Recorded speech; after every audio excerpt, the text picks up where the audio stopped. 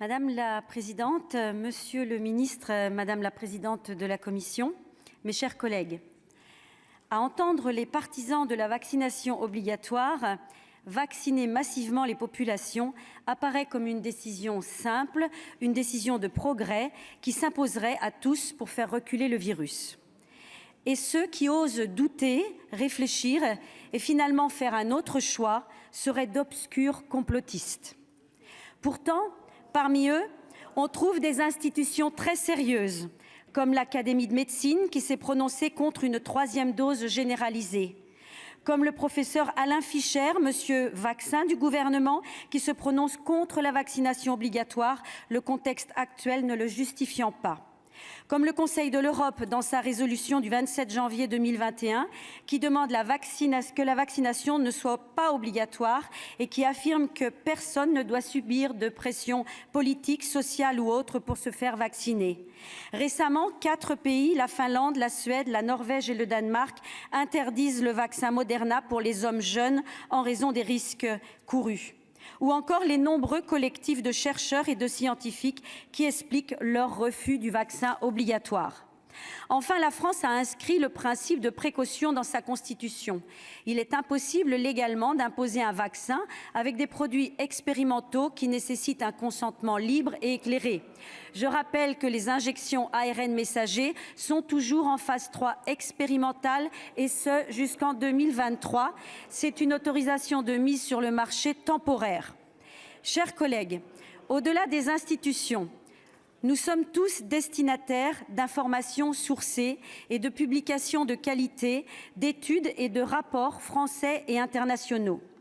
Dans les documents qui nous sont transmis, on nous alerte sur l'insuffisance des preuves concernant l'innocuité et l'efficacité des vaccins, sur la sécurité des injections, sur la transmission du virus ou encore sur les risques qui pèsent sur la vaccination des jeunes, des enfants, sur les sujets souffrant de pathologies graves ou sur les femmes enceintes. On nous alerte aussi sur les dégâts psychiques des injonctions sanitaires. Il n'y a donc pas de consensus scientifique autour de la vaccination obligatoire et de masse. Il y a des vues et des orientations divergentes de la part des professionnels de santé. Parmi elles, adapter la vaccination aux risques et renforcer le ciblage des populations fragiles. Réhabiliter l'immunité naturelle dont des études récentes ont confirmé l'intensité, la globalité et la durabilité qui la rendent bien supérieure à celle des vaccins. Rendre aux médecins le droit de soigner à l'aide des traitements précoces reconnus. Ce sont eux qui connaissent le mieux l'état de santé de leurs patients.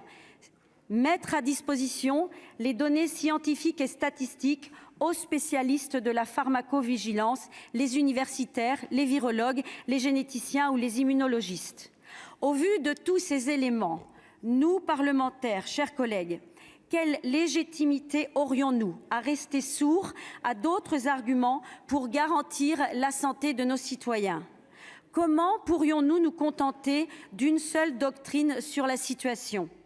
Quelle légitimité aurions-nous pour instaurer de manière autoritaire une vaccination obligatoire et une 3e dose alors que des médecins, des chercheurs, des soignants qui ont des compétences et l'expérience du virus doutent ?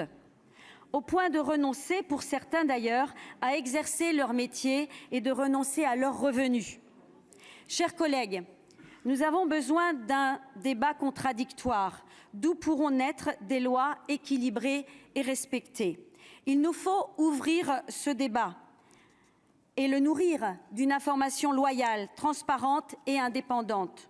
Si le gouvernement est convaincu et sûr de lui sur tous ces sujets, alors ouvrons le dialogue. Nous ne sommes pas la chambre d'enregistrement du Conseil scientifique et aujourd'hui, il est de notre devoir, en tant qu'élus de la République représentant les Français, tous les Français, de restaurer le droit commun et les libertés publiques, car il y va de leur confiance. À cet instant où l'épidémie nous offre une accalmie, où le taux de vaccination de la population française a atteint des niveaux élevés, il est temps de renoncer à la vaccination obligatoire. Il est temps de renoncer à la 3e dose. Il est temps d'arrêter de supprimer des lits dans les hôpitaux. Bien au contraire, Il est temps de faire un bilan et d'envisager de façon rationnelle la suite en sortant de la doctrine tout vaccinale. Plutôt que de gouverner par la peur et par le contrôle, il serait bon d'agir avec calme et raison. Vous l'aurez compris, mes chers collègues, je voterai contre cette proposition de loi. Merci. Très bien. Mes chers collègues, la discussion générale est close. La commission n'ayant pas élaboré de texte, nous passons à la discussion de l'article unique de la proposition de loi. Nous commençons avec un amendement numéro 1 rectifié quater et je vais donner la parole pour le défendre à monsieur Loïc Hervé. Madame Noël. Merci madame la présidente, monsieur le ministre, mes chers collègues. Les différents vaccins contre le SARS-CoV-2 actuellement disponibles sur le marché bénéficient